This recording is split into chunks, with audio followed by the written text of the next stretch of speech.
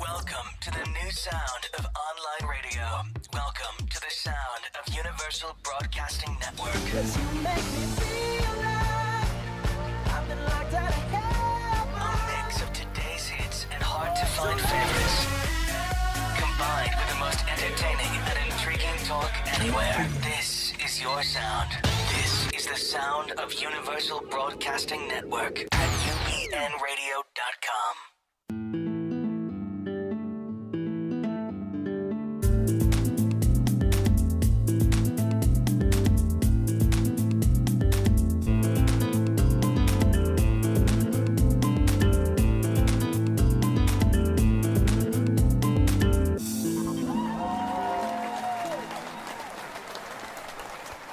Hello and welcome. We are Del and Debi's Mind, Body, Soul, the home of invigorating talk on all things to do with health and well-being.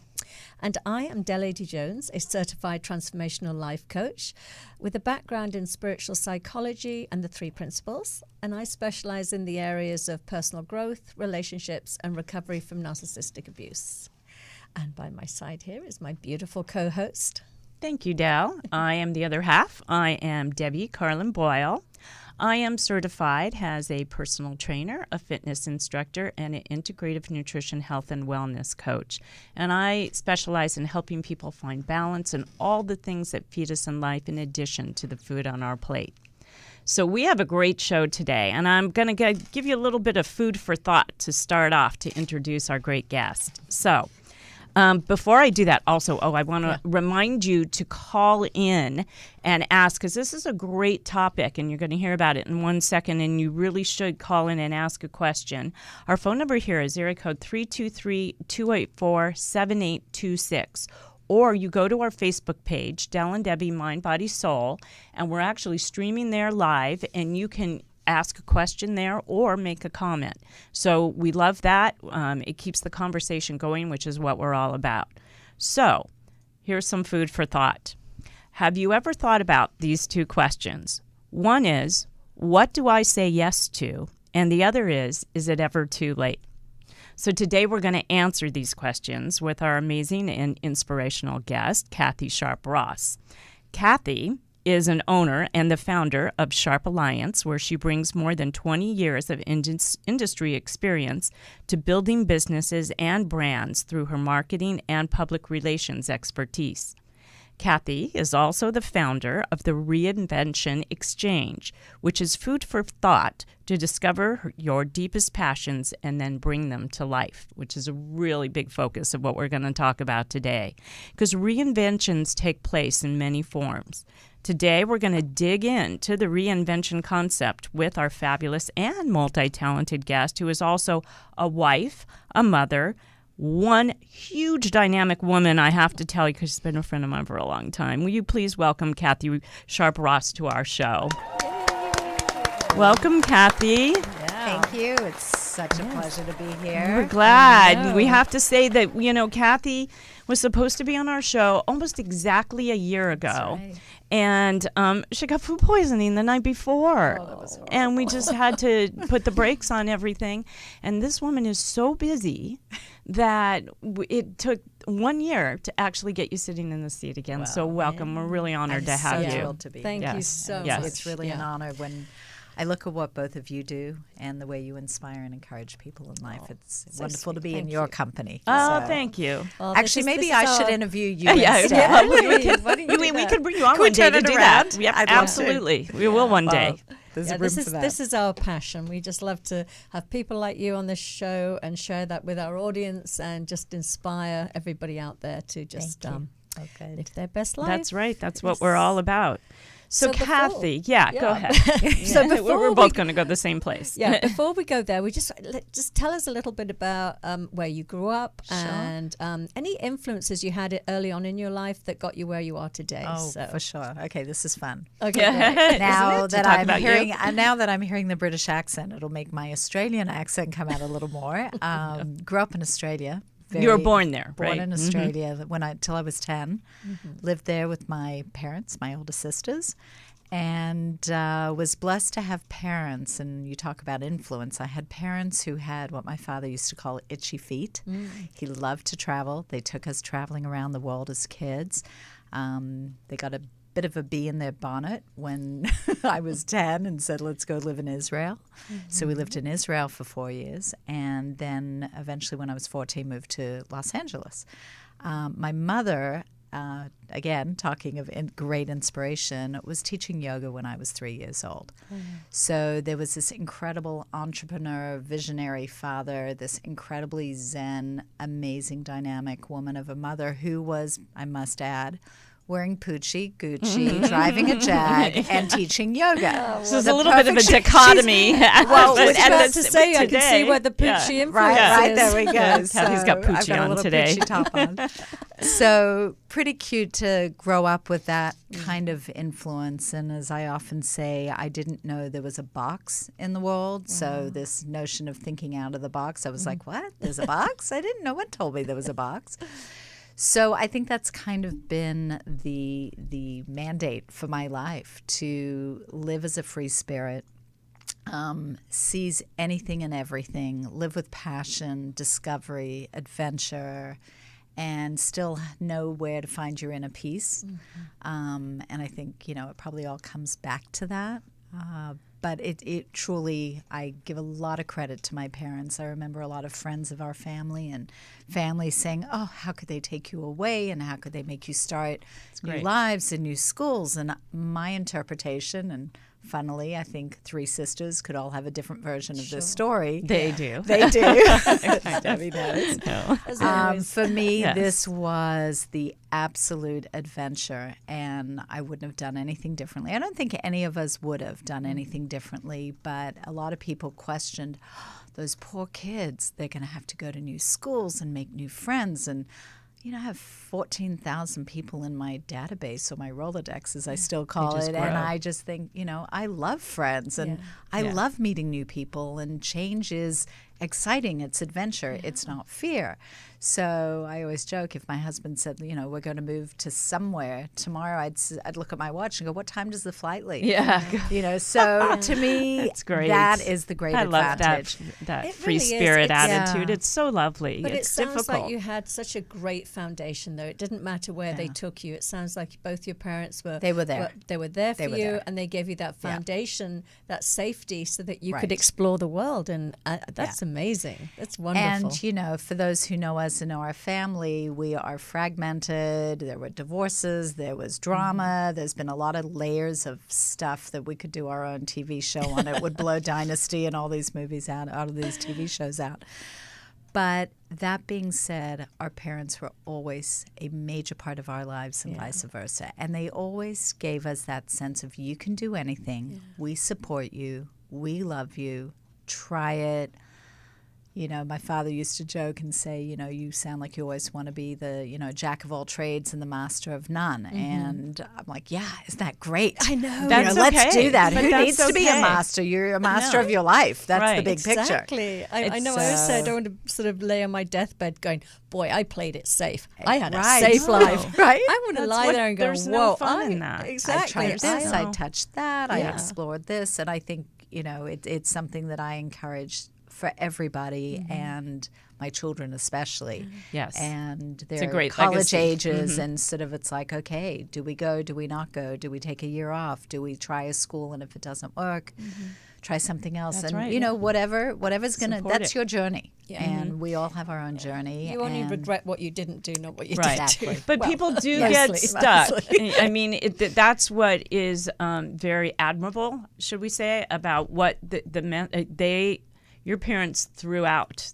that, they threw out the rope. Yep. And you went with it. Yeah. But some people get stuck and they don't want to go any further, and you can see how those fears can creep in. And, we're going to talk a little bit about that Yeah. today because, there's social anxiety right now. People, with social media, you put yourself out there and the world gets to see you, and not everybody's comfortable in that. Yeah. And gathering friends and everything. You're right. And it's not a bad thing, but it is too bad because you don't grow necessarily if you don't bring other people and cultures and things into your life. And I think what's interesting, you bring up social media. I think a lot of people sit there looking at other people's lives going, oh, I wish I could do that. And isn't that amazing?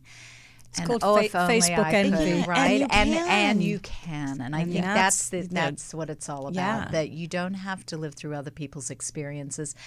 And you bring up the word fear, and that is what stops a lot of people. It's not that they don't have the means.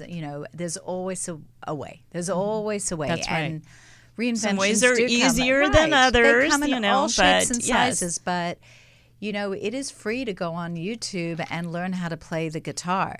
It is free to learn a language and download a language app and listen to it every day. Right.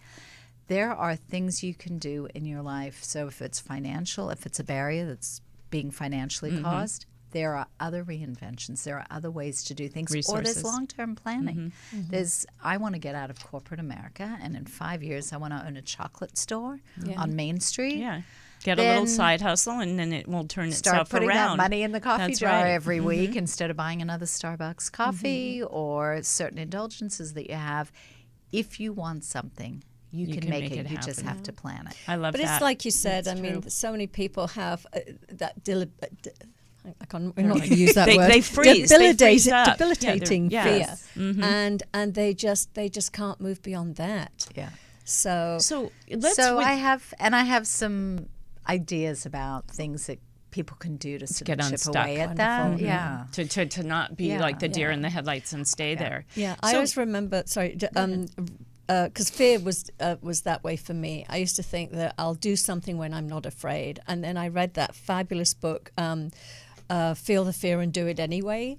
And I thought, what a novel idea that you still do things even though you're afraid. How we break through to Because the other I kept side. thinking you had to get rid of the fear before you could do something. You move to the other side. Yeah, Exactly. yeah. Yeah. That's Take and the we've fear done a with lot you. of shows on that, like the art of successful failure. Well, the fear is failure.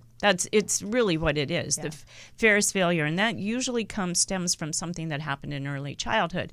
And knowing your sister as well as I do, she also doesn't mind taking the plunge because she grew up in the same family as you, we all because you have were that. taught that failure wasn't the end all. Right. Failure was actually a new beginning. It Right. could be, and so that's why you guys are both very successful. I don't remember failure being a conversation point even, and I think it was more about go explore.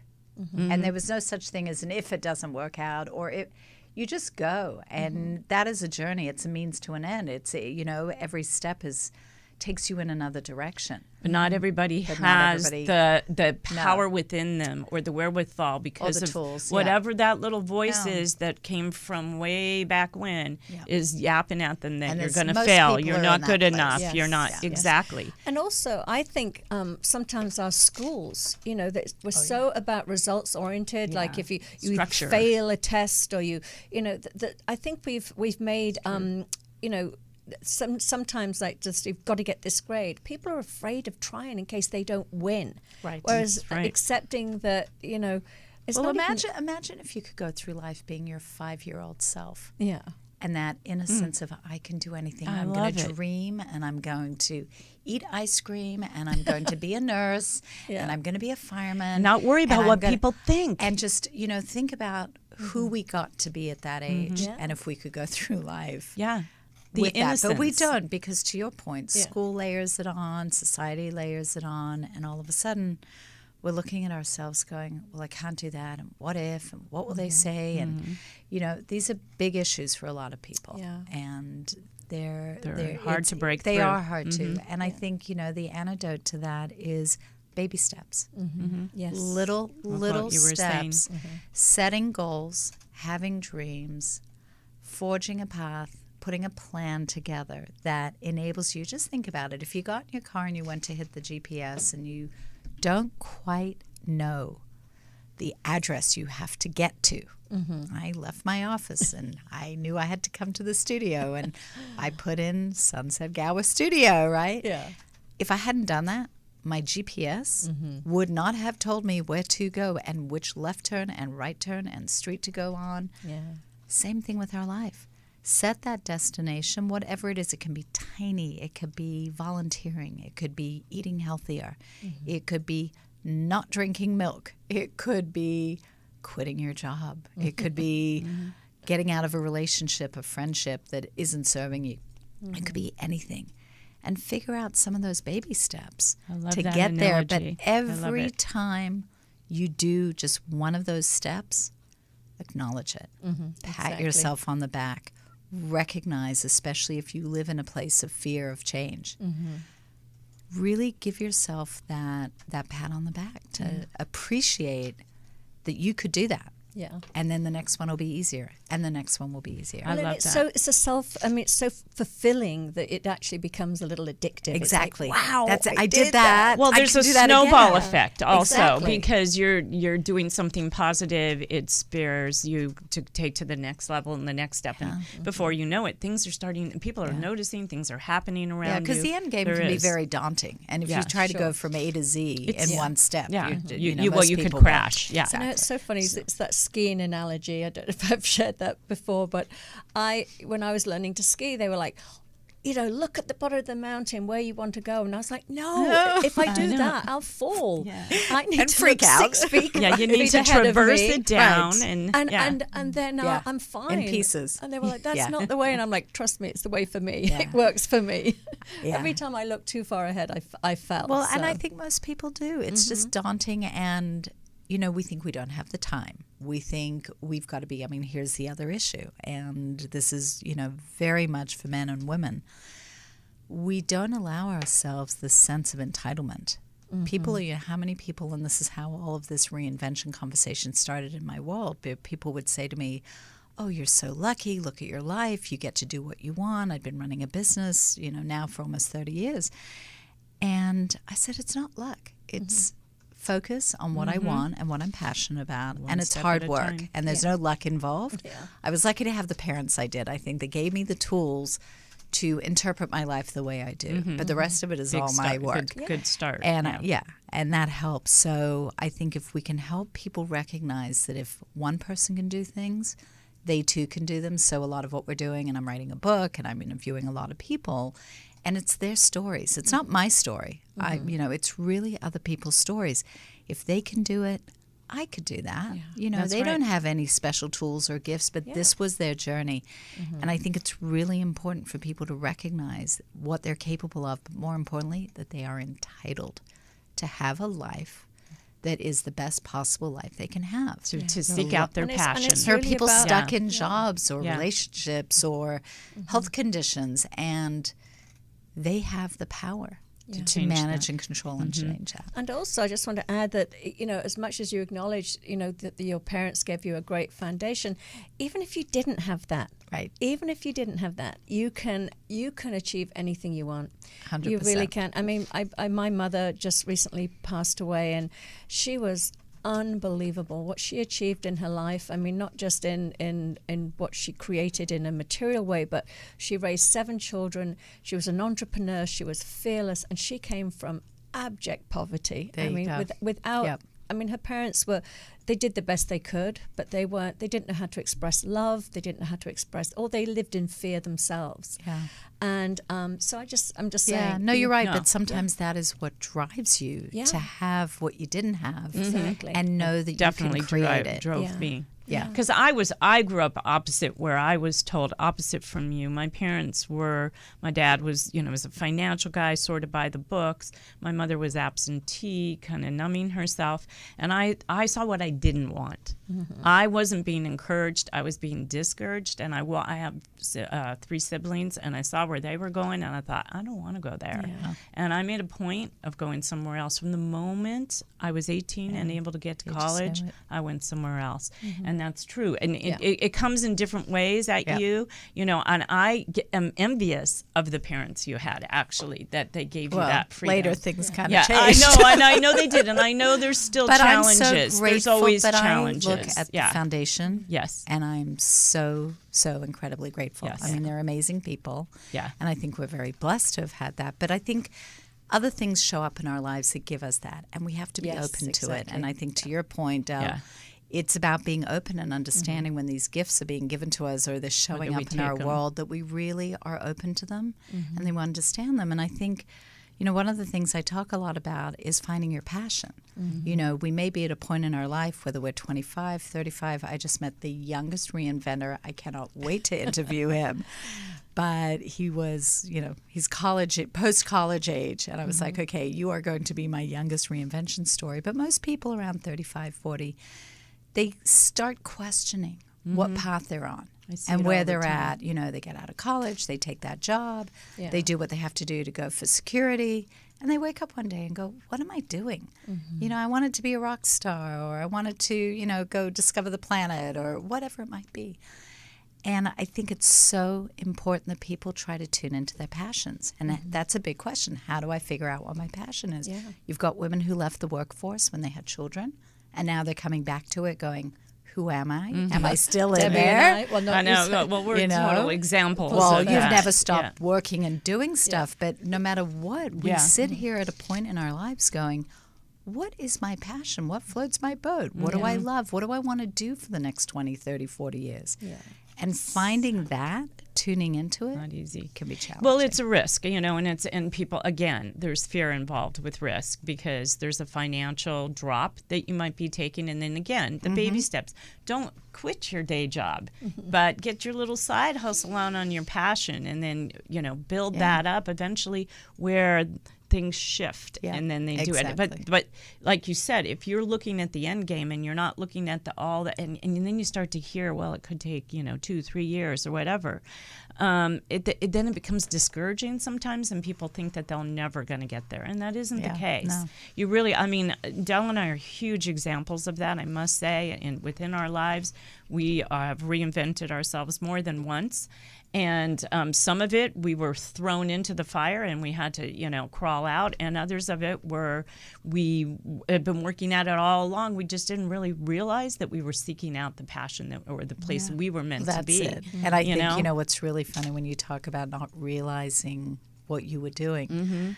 There's a chapter in my book, which hopefully will be coming out at the end of the year, and it's called It's Not a Midlife Crisis. It's a Cry for Reinvention. And that's dedicated to all the men who think that they need to go do crazy stuff at a certain age, whether it's, you know, the cheating, the red Porsche, whatever that is. And women, we have to, there's some women I know. That's a whole other conversation, you're right. Same But thing, I think same that thing. stigma of, oh my God, I have to blow up my life because I'm trying to find myself is not. If they knew, I mean, we women, we talk to each other. I'd like to encourage more men to start speaking up and to have the conversation, because it's not what they're talking about.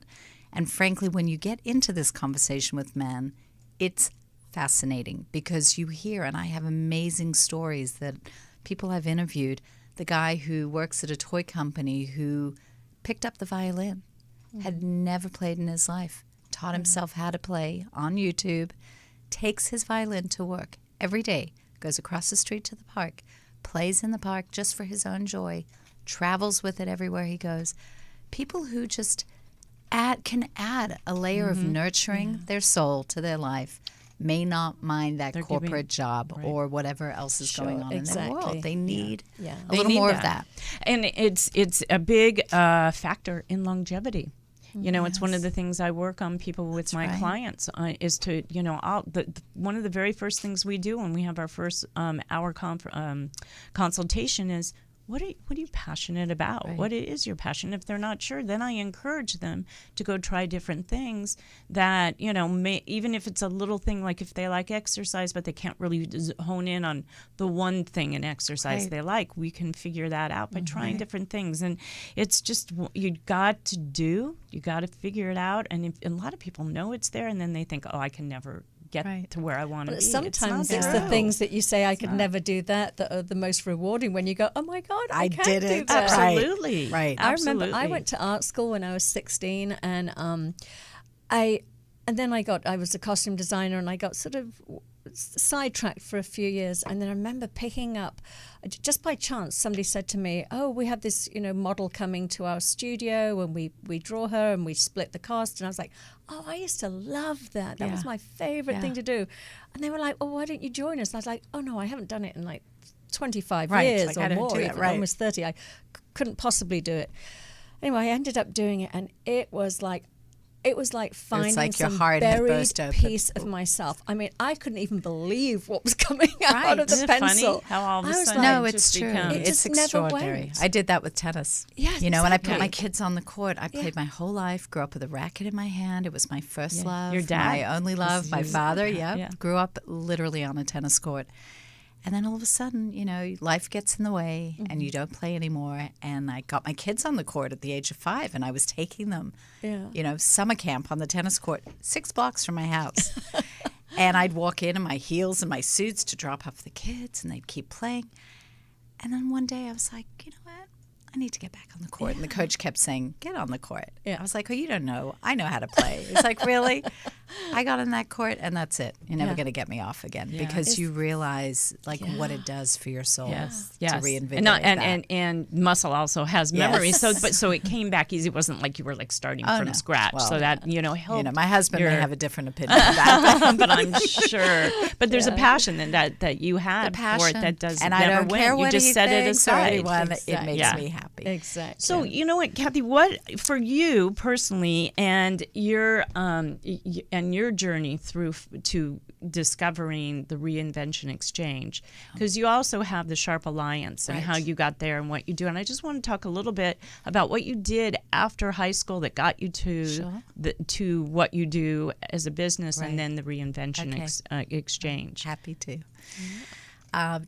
30 years, I think, since I started the Sharpe Alliance. It was other names, the Sharpe Persuasion. I was given a great name on top of everything, so very appropriate for the marketing, PR, promotion, and branding business. So I started in the PR business, and I was right out of college, and I knew, being the free spirit that I was, that I didn't want to work for anybody else. It was super fun. I had an older sister, and she was in the business, so I kind of dabbled in and got a taste of it, and then started working with her, and then she moved overseas. So I got to pretty much set up shop and start running a business of my own on the heels of that. So as I was building this PR business, everything around me seemed possible. And with clients that wanted to do something or weren't doing enough to drive their business, I would encourage that we took on other disciplines in the marketing and communication and PR business.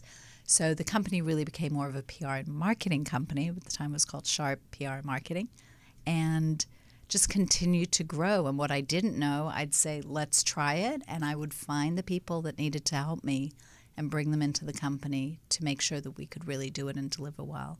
So we had incredible clients, big brands, big entertainment companies, and really just kind of built the business from the ground up. And every moment of it was a labor of love. I loved what I was doing. I loved the people. I loved the creativity. I loved the business side of it.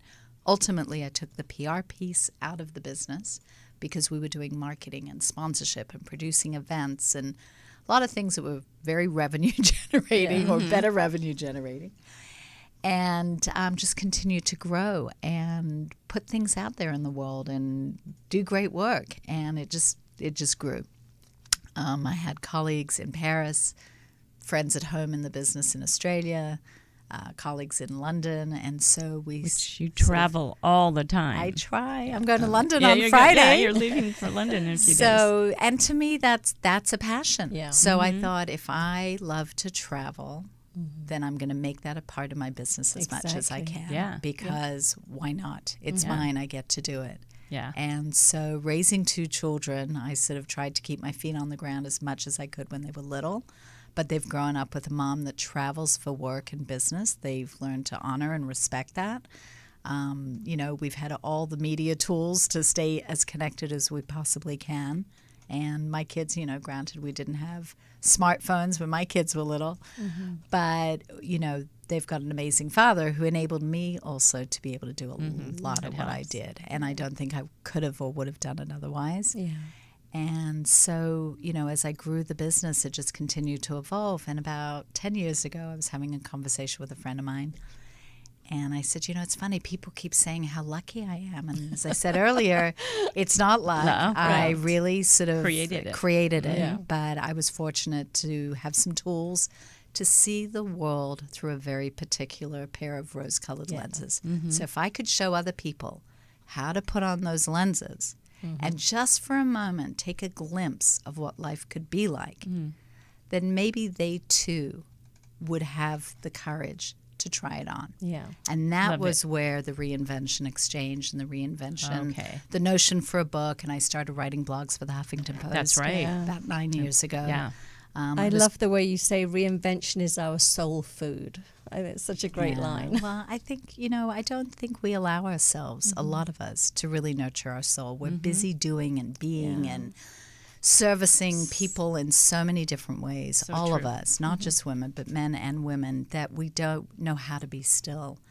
And I was just listening to Maria Shriver's got a beautiful new book out.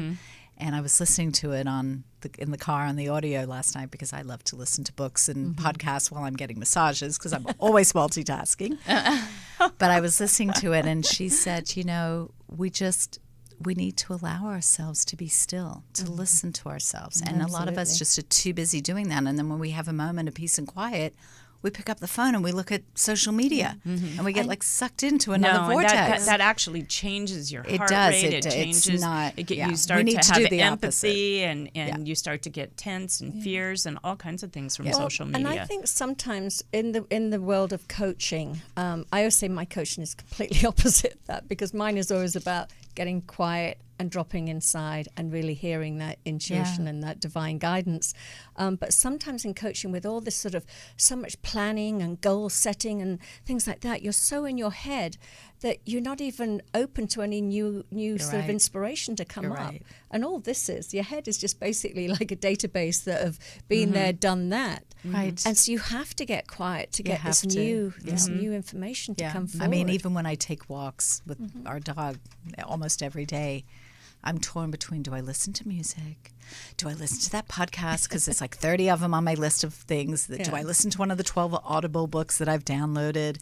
Because I'm running out of time, and how can I do it all? And if Yeah, I you walk and can't. listen, and then you just think, wow, what if I just took a walk?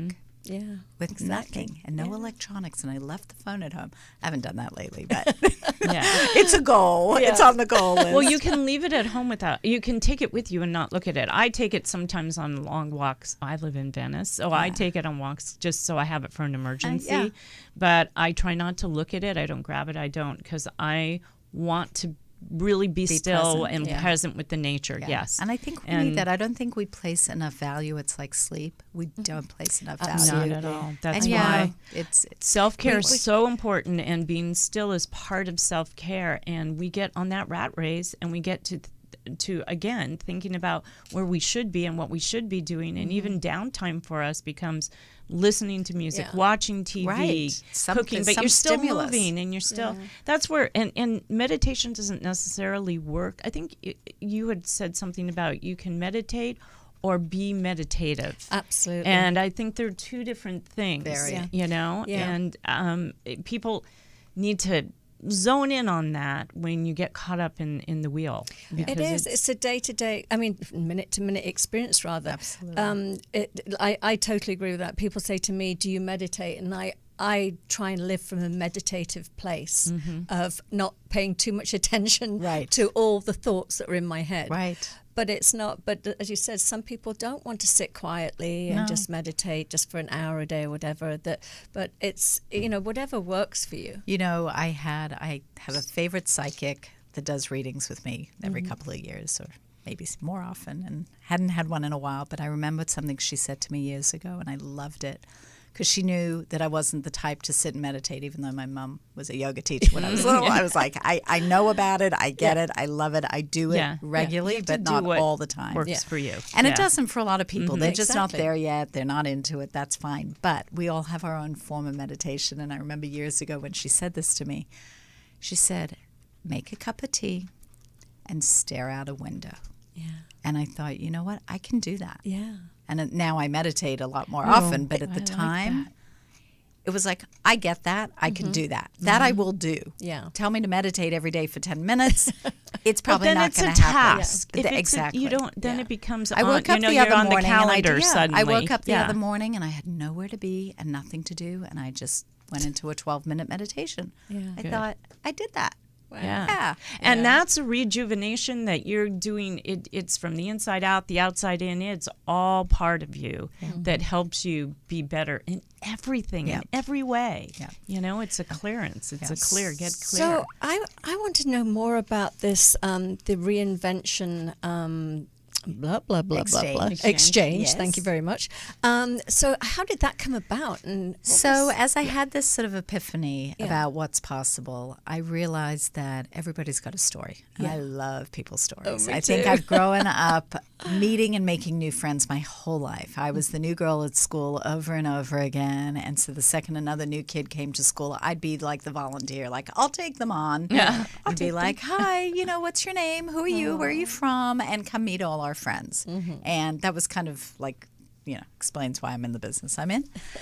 But for me, it was really important to be able to share people's stories, because I feel like the way to inspire and motivate people to understand what's possible in life was not because of my story. And it's so not about me. And the book is a narrative of other people's stories, and it's got tools and tips and tricks and all kinds of wonderful things that are anecdotal and very inspired quotes. I like to be a curator, and my website is actually very much about that. It's other people's stories. It's blogs that include all kinds of insights and thoughts. It's got links, and I want to include your link on my website now, which would be really fun, so everybody can tune in. And I'm actually redesigning the website and should have it ready to go in about 2 weeks. So although the current Reinvention exchange.com is there, it'll look new and be beautiful.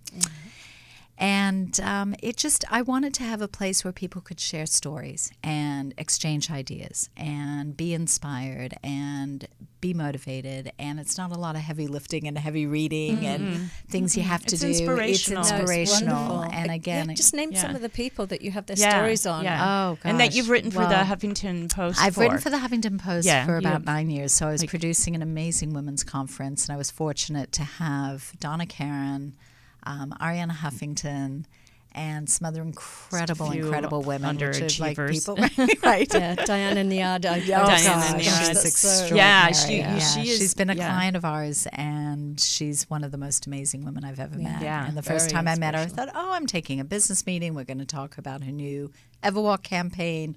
What could this incredible woman in her early 60s, after swimming from Cuba to Florida, possibly want to do now? Yes. And lo and behold, she started the biggest walking movement to get America up and walking, called Everwalk. So super special. And, I just thought, let's take a meeting and hear what she wants to do. Yes. 3.5 hours later, and the two of us were just like, head to head, having the most divine conversation. But I've had the opportunity to meet some incredible people because of what I do with my business.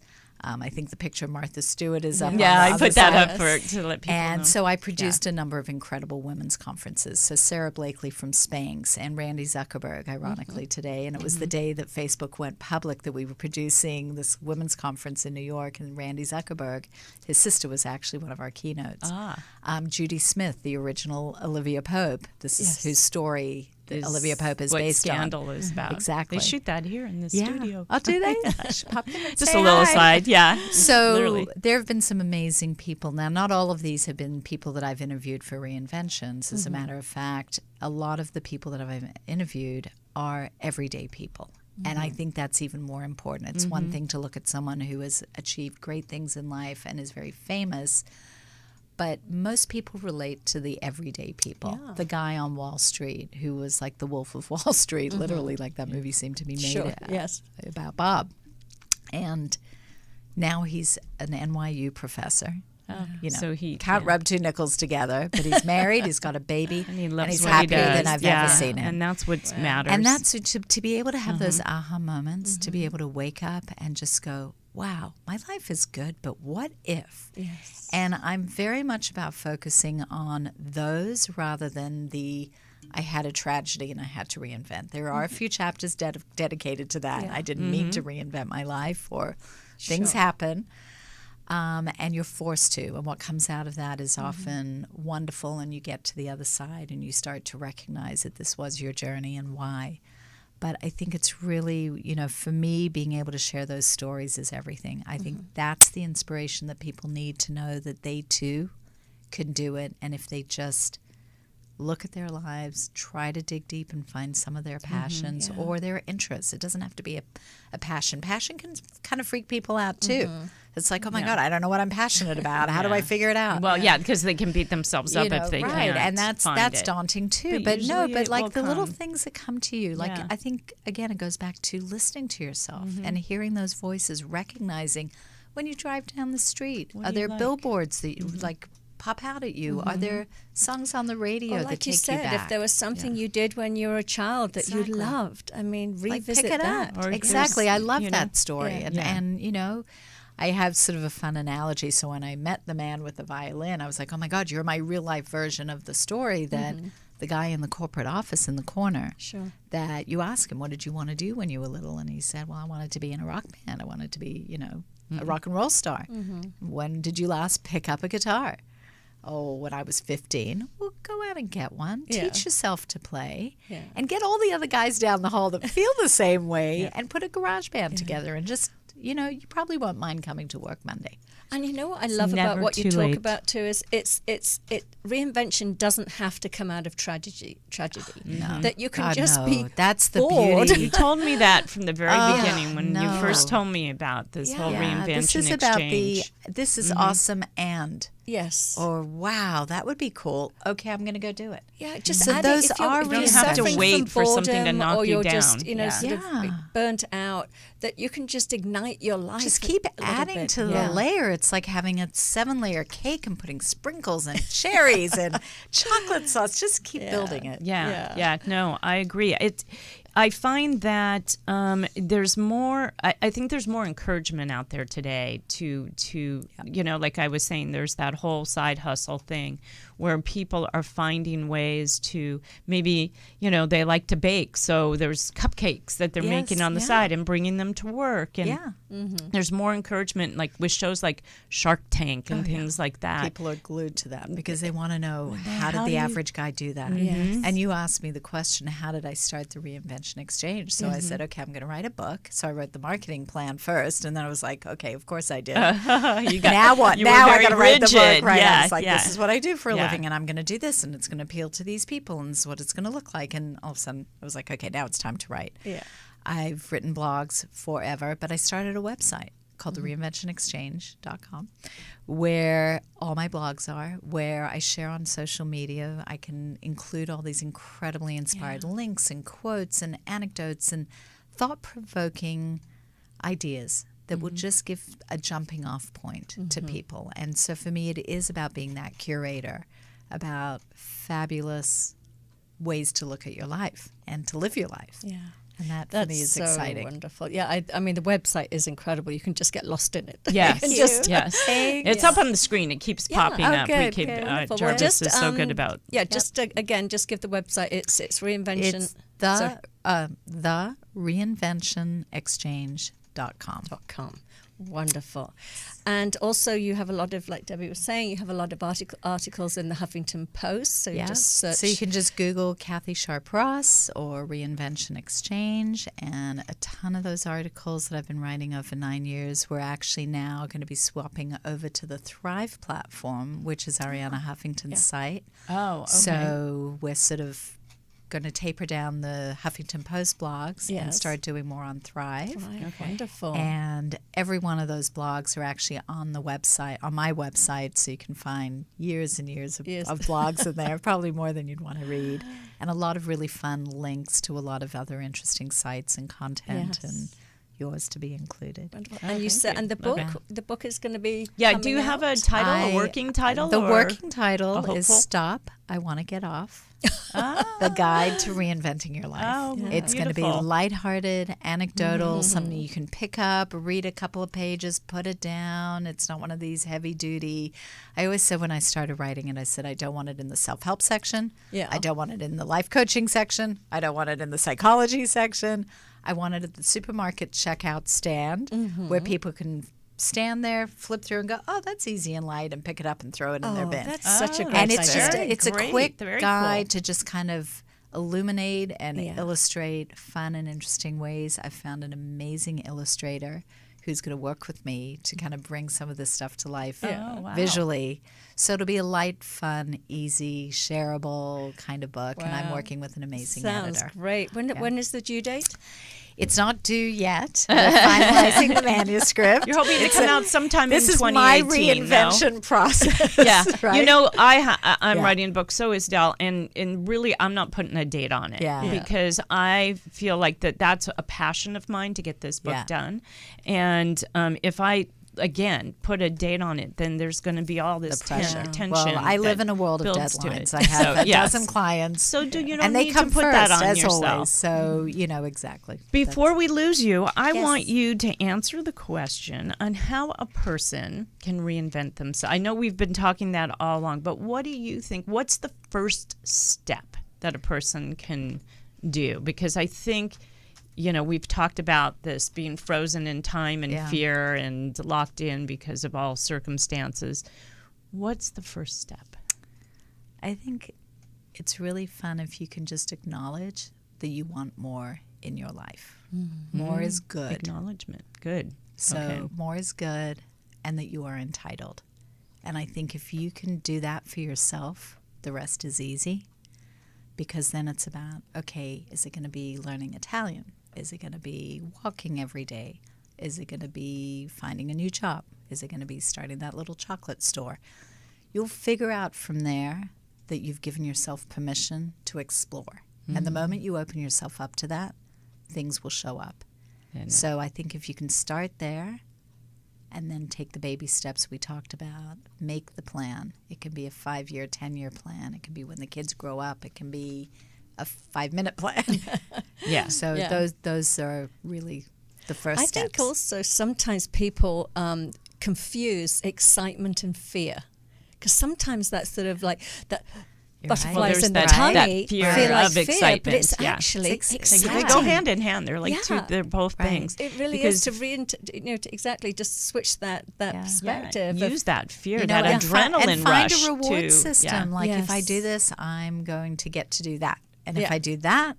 And that way, you'll just acknowledge. That's a great one. Yeah. Tell your website again really quick for our listeners. The reinventionexchange.com. So it's the reinventionexchange.com. Great. Okay, and if somebody wants to work with you, they could contact we could just you email through me that. and contact me. You can join my newsletter, which I send out at blogs every month, so you can definitely join that. I'm on social media, so I'd love to hear from you. We are so happy that you're well and that you were able to come and join us today. It's Kathi Sharpe Ross. You guys need to check out all this wonderful things that this woman is doing. We thank you so much for today. Thank you so much for having me. And we have a great show next week. Who do we have next week, Del? Oh my goodness, Gabriella Taylor. Yes, so that's going to be a great show on finding love. Yes, extraordinary love. I'm in that precipice. I'm in that zone. So we'll talk about that.